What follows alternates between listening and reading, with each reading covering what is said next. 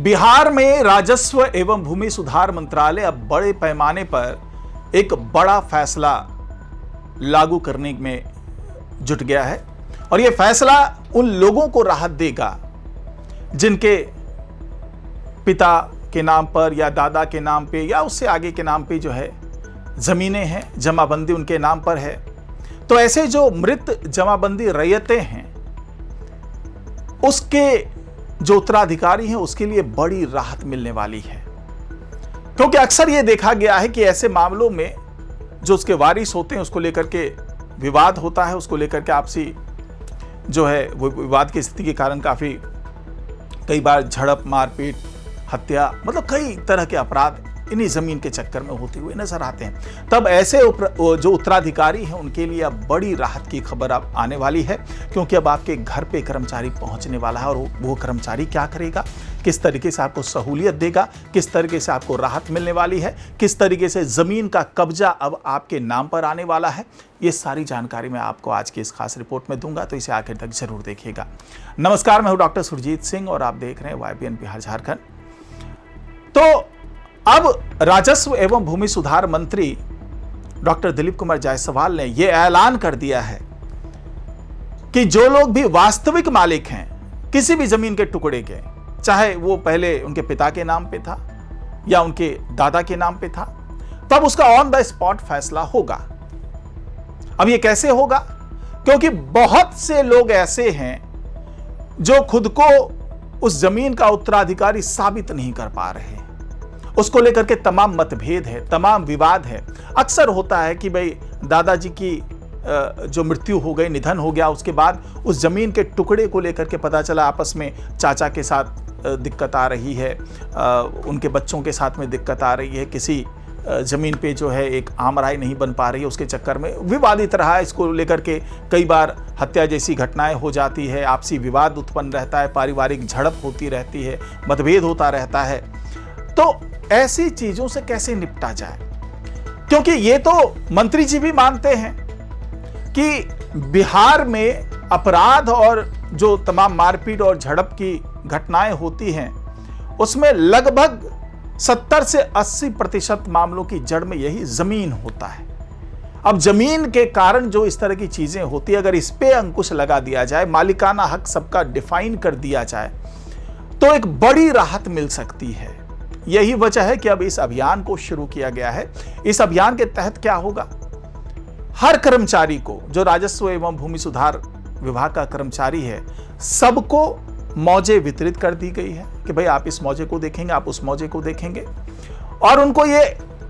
मतलब एक तरीके से कहिए कि टारगेट दे दिया गया है कि हर मौजे में जाकर के आप देखेंगे कि मृत जमाबंदी रैयत जो हैं वो कौन कौन है, उनके उत्तराधिकारी कौन है, उसका कैसे निपटारा होगा। और यह टारगेट है कि कम से कम 5 ऐसे मामले हर मौजे के निपटाए जाएंगे हर महीने में, और उसके लिए जो तमाम लोग हैं उनको जो विभाग के कार्यालय के अंचल अधिकारियों के चक्कर नहीं लगाने होंगे, बल्कि कर्मचारी आपके घर के चक्कर लगाएगा।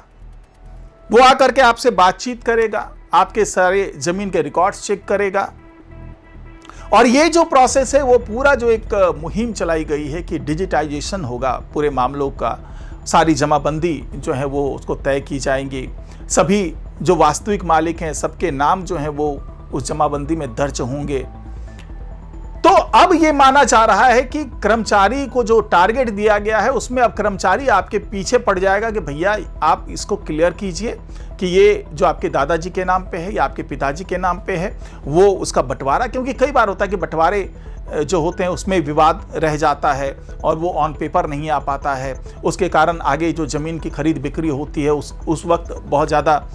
दिक्कत होती है। कई बार आपसी मारपीट की नौबत आ जाती है, जमीन पर कब्जा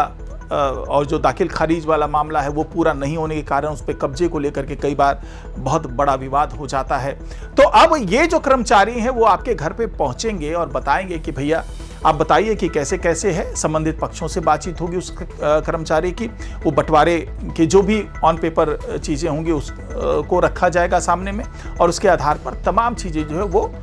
साफ कर दिया जाएगा कि वे कौन सी जमीन किसके हिस्से जा रही है। तो ऐसे कम से कम एक मौजे में 5 लोगों के विवादों का निपटारा 1 महीने में किया जाना है।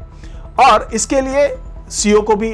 टारगेट दे दिया गया है कि भाई आप इसकी निगरानी पूरी तरीके से करेंगे। और इसको लेकर के जो मंत्रालय के सचिव हैं जय सिंह, उन्होंने साफ तौर से तमाम जो बड़े अधिकारी हैं, जो समाहर्ता हैं, अवर समाहर्ता हैं, सबको ये निर्देश दे दिया है जो कि भाई आपको इस पर पूरी निगरानी रखनी होगी और ये तय करना होगा कि 1 महीने में जो हर मौजे से 5 मृत जमाबंदी रहितों की बात हो रही है उसका निपटारा हो रहा है कि नहीं हो रहा है, उसको आप तय कीजिए। और साथ ही यह भी आदेश दे दिया गया है कि अगर कोई कर्मचारी ऐसा करने में असफल रहता है, लापरवाही करता है, अनुशासनहीनता करता है, तो उसके खिलाफ सीधे सीधे कार्रवाई की जाए। तो ये एक बड़ा स्टेप जो है राजस्व एवं भूमि सुधार मंत्रालय की तरफ से लिया गया है। अब इसके जो आगे फायदे होने वाले हैं, अब इसके कारण जो बदलाव आने वाला है, वो बड़े पैमाने पर जो है बिहार के विकास को आगे बढ़ाने में बड़ी भूमिका निभाएगा। क्योंकि अगर जमीन का निपटारा हो गया तो एक तो आर्थिक स्थिति में सुधार आएगा। जो वर्षों से, दशकों से कई जमीन जो है वो विवादित पड़ी हुई है, उसकी कोई खरीद बिक्री नहीं कर पा रहा है, तो वो अगर वारिस सही वहाँ पे साबित हो गया तो उसकी खरीद बिक्री हो सकती है और उससे संबंधित पक्ष की आर्थिक स्थिति बेहतर हो सकती है। और साथ ही जो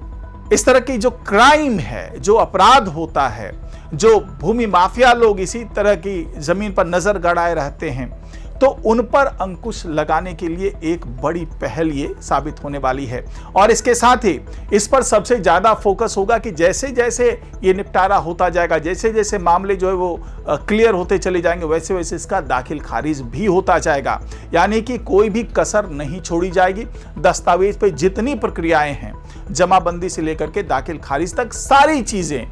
ऑनलाइन कर दी जाएगी। यानी कि सारे डॉक्यूमेंट्स जो है वो डिजिटाइजेशन हो जाएगा और कोई भी अगर व्यक्ति किसी से ज़मीन खरीदना चाहता है तो वो सिंपल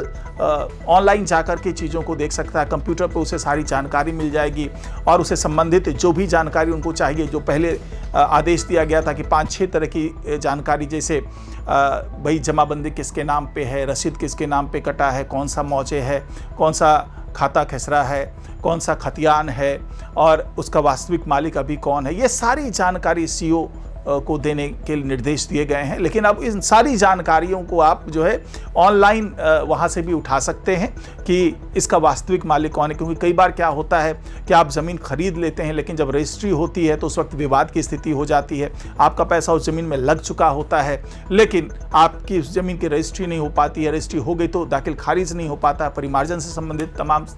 शिकायतें आती है। तो कुल मिलाकर के ये जो कदम उठाया गया है भूमि सुधार से संबंधित, जो राजस्व एवं भूमि सुधार मंत्रालय ने किया है, वो अब एक बड़ा मील का पत्थर साबित होने वाला है। और आने वाले दिनों में इसका बहुत ज़्यादा फायदा आम लोगों को मिलेगा और आम लोग जो दफ्तरों के चक्कर काट रहे थे, अब उनको इससे भी मुक्ति मिलने वाली है। तो फिलहाल आज की रिपोर्ट में इतना ही। नमस्कार।